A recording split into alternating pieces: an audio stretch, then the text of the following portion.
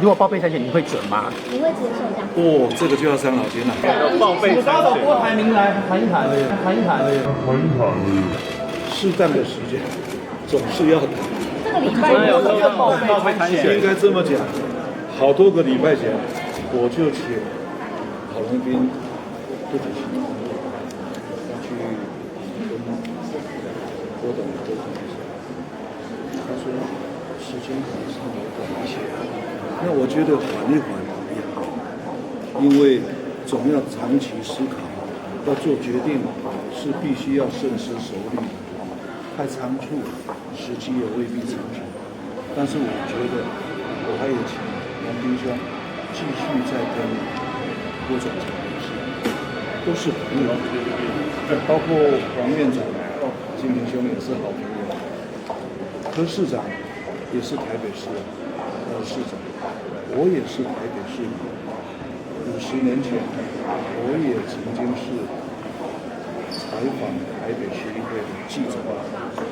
那40几年前，我也当选过台北市议员，连续5年，所以都是同胞，都是好朋友。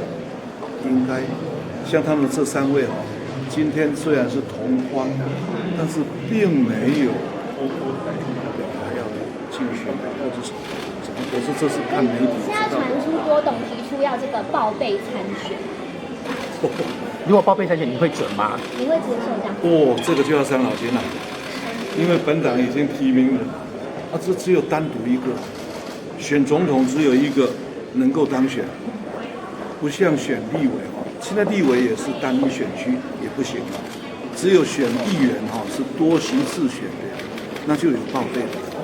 可是如果单一选区说又提名了韩国瑜同志竞选总统，那又报备核准，我觉得要伤脑筋。有可能吗？有可能让他报备参选，你会批准吗？还是就你不要问我这么难的问题。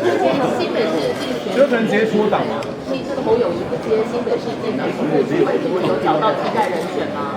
候选人就是当事人韩国瑜同志都表达了尊重，那我当然也是尊重啊。